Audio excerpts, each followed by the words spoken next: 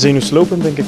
Ik denk dat je een goede eerste helft speelt als ADO zijnde. Dat we gewoon goed in die wedstrijd zitten, goede energie. We stralen wat uit tegen NAC van ja, hier valt niet veel te halen voor jullie. En zo kom je ook de kleedkamer uit. En dan ja, een kwartier na rust, een momentje dat Van Aanas de bal binnenkopt. Dat is het zuur. En dan zie je toch dat hun wat meer risico gaan nemen met de lange ballen. En dan is het overleven. En dan is het extra mooi natuurlijk dat je hem zelfs met 10 man nog over de streep trekt op het einde.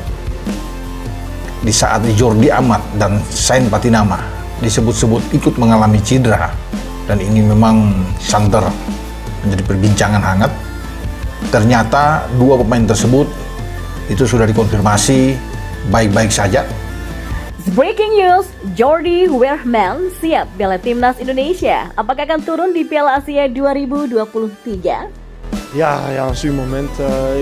Ik heb het nog niet teruggezien. Alleen, ja, volgens mij is het onoplettendheid en die gozer geeft een goede voorzet. En hij staat er al echt vrij en we moeten even analyseren hoe we dat beter gaan doen. Want in principe, natuurlijk, ze hadden iets meer balbezit tweede helft en ze probeerden wat meer, maar echt uitgespeelde kansen volgens mij niet echt. En dan hebben we een onoplettendheid achterin, of ja, van het team gewoon. En dan is het zuur dat hij dan... Gelandang ADO Den Haag yang bernama Jordi Wehrman mengaku siap membela timnas Indonesia. Jika ada tawaran datang dari PSSI, gelandang 24 tahun ini akan menjalankan proses naturalisasi menjadi warga negara Indonesia dengan sebaik-baiknya. Sejatinya nama Jordi Wehrman sudah ramai dibicarakan sejak Februari 2022. Saat itu Jordi Wehrman bersama Emil Audero menjadi dua nama yang santer bakal dinaturalisasi. Namun Jordi tiba-tiba menghilang dari peredaran meski sudah sempat video call dengan pelatih timnas Indonesia Sinteyong. Pesepak bola yang punya darah Indonesia dari sang ibu ini mengatakan batal menjalankan proses naturalisasi pada awal 2022 karena disibukkan dengan agenda lainnya.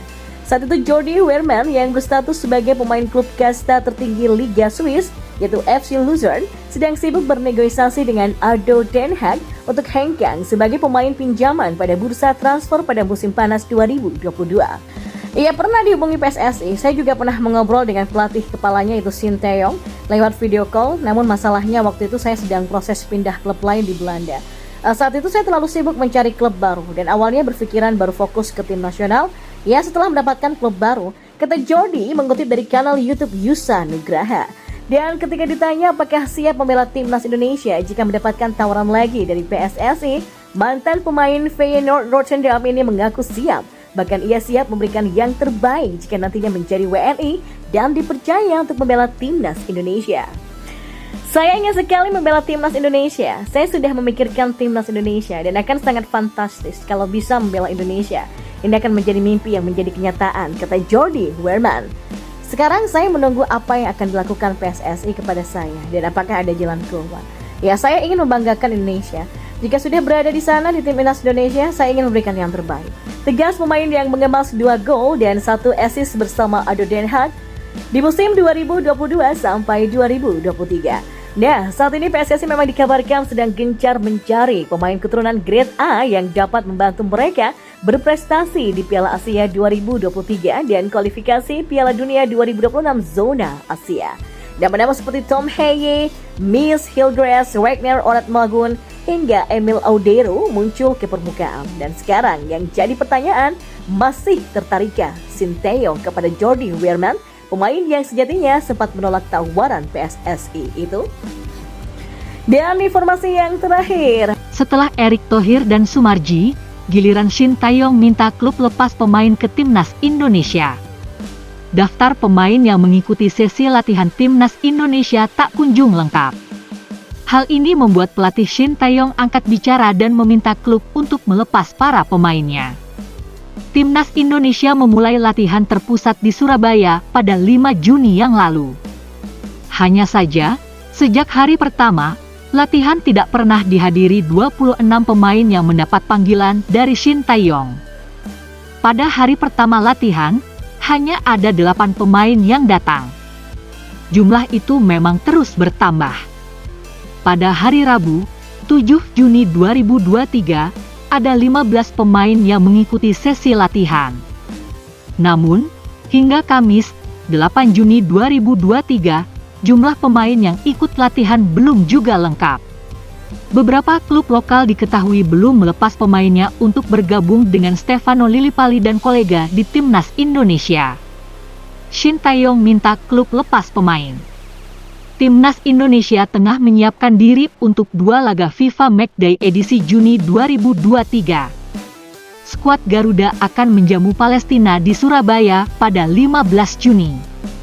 Setelah itu, Indonesia akan berjumpa Argentina pada duel di Stadion Gelora Bung Karno.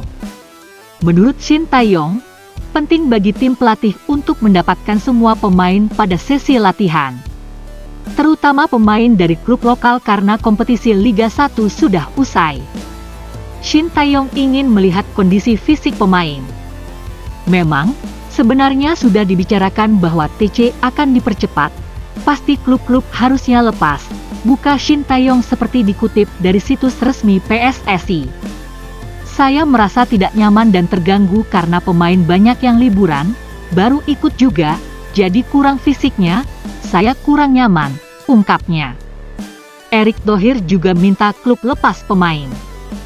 Ketua PSSI, Erick Thohir, juga sempat meminta klub-klub Liga 1 untuk melepas para pemain mereka yang dipanggil ke Timnas Indonesia. Bahkan, Erick mengaku siap memberikan hukuman pada klub yang tak segera melepas pemainnya.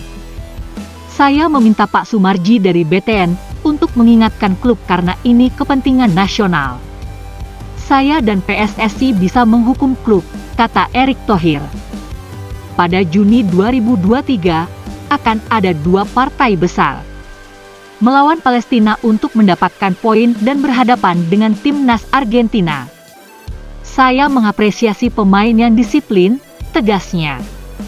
Sejak hari pertama, fokus latihan Timnas Indonesia lebih pada pengembalian kondisi pemain.